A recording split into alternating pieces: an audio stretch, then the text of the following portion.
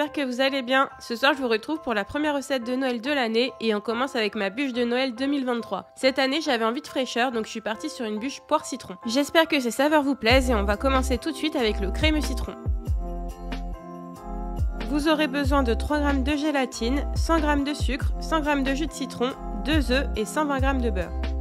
Dans un premier temps, faites tremper la gélatine dans de l'eau froide, puis fouettez les œufs avec le sucre. Continuez en ajoutant le jus de citron et mélangez à nouveau. Une fois bien mélangé, versez le tout dans une casserole et portez le tout à ébullition tout en mélangeant. On veut obtenir une texture un peu crémeuse.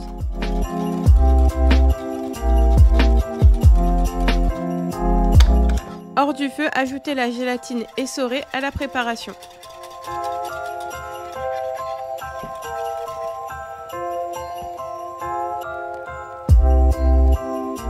Reversez le tout dans un cul de poule et faites un bain-marie avec de l'eau glacée pour faire refroidir la préparation. Une fois la préparation refroidie, versez le beurre à l'intérieur et mixez le tout avec un mixeur plongeant.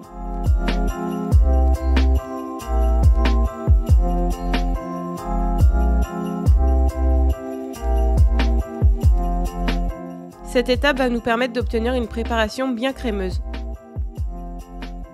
On va venir verser cette préparation dans notre moule à insert, donc faites attention qu'il soit vraiment de la bonne taille de votre bûche, sinon ça va être compliqué de le couper. Donc avec la quantité que j'ai fait, ça a rempli complètement mon moule. Une fois rempli, tapotez légèrement le moule pour évacuer toutes les bulles d'air et ensuite j'ai placé le tout au moins 4 heures au congélateur.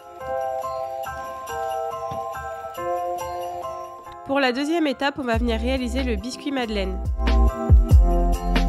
Vous aurez besoin de 100 g de sucre, 2 œufs entiers, 100 g de farine, 2 g de levure chimique, 100 g de beurre fondu et de la vanille. Dans un batteur électrique, on va venir déposer les 2 œufs à l'intérieur et les monter.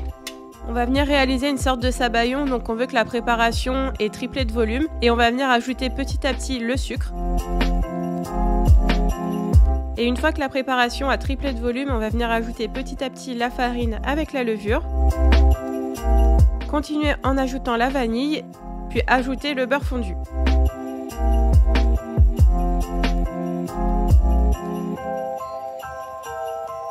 Continuez de mélanger jusqu'à ce que tous les ingrédients se soient bien incorporés.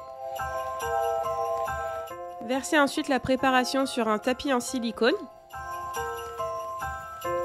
et enfournez à 200 degrés pour 15 minutes. Une fois cuit, sortez-le du feu et laissez-le refroidir, puis venez détacher tout doucement le tapis en silicone.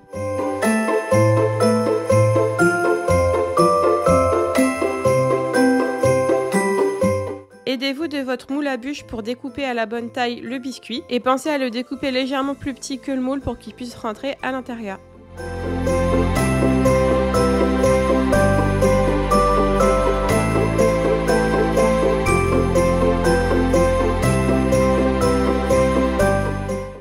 On va maintenant passer au croustillant chocolat blanc. Vous aurez besoin de 115 g de chocolat blanc, de 12 g d'huile neutre, moi j'ai utilisé de l'huile de pépin de raisin, et de 70 g de crêpes dentelle.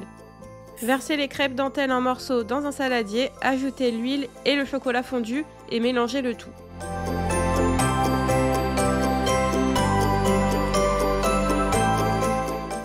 Une fois bien mélangé, venez le déposer au-dessus du biscuit madeleine à l'aide d'une spatule en l'écrasant légèrement pour qu'il accroche bien au biscuit.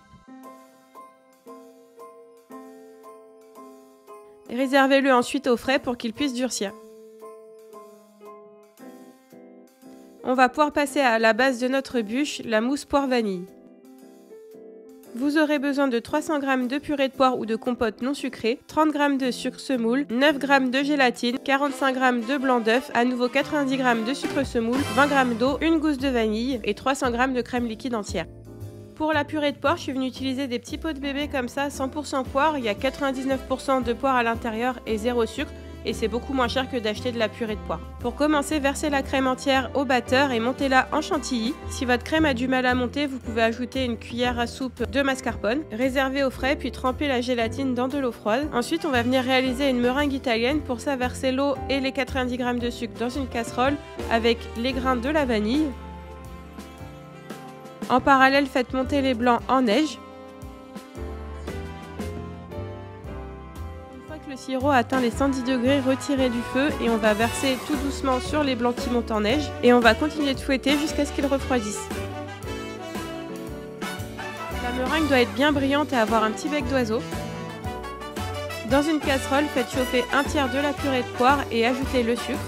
Versez la purée de poire dans un saladier, puis ajoutez la gélatine essorée et mélangez bien. On va venir ensuite ajouter en 3 fois la meringue italienne. Donc la première fois, vous pouvez y aller franco, c'est juste pour délier la pâte. Et ensuite, ajouter délicatement les 2 autres.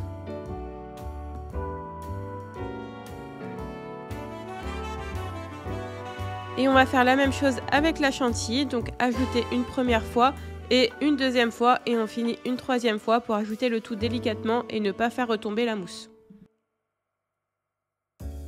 On doit obtenir une belle mousse bien lisse. On va pouvoir passer au montage de la bûche. Dans un premier temps, je suis venue monter mon moule à bûche parce qu'il est en 3 parties. C'est un moule de la marque De Bayer, ça fait plusieurs années que je l'ai et il est vraiment costaud. Sortez le crémeux du congélateur et démoulez-le.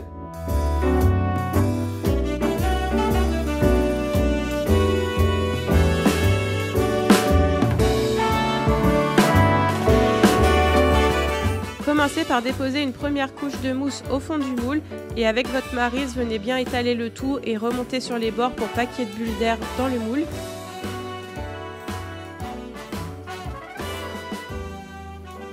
Déposez ensuite au centre le crémeux à l'envers. Appuyez légèrement pour qu'il n'y ait pas de bulles d'air non plus et recouvrez le tout de mousse.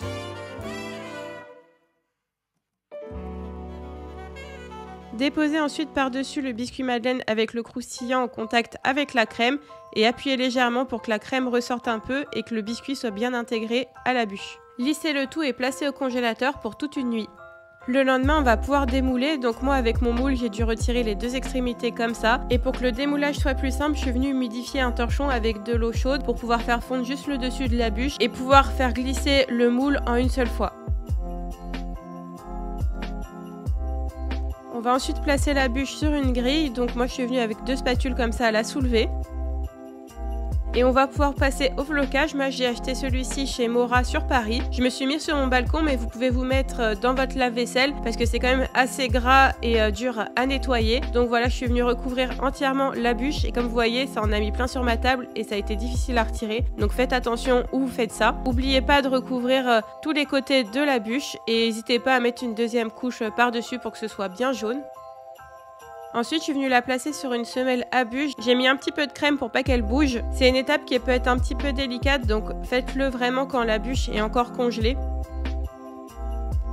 Pour la déco, j'ai mis quelques petits éléments en chocolat blanc que j'avais fait moi-même. Donc je vous mets la façon de faire dans le petit i. Mais à vous de voir la déco qui vous plaît.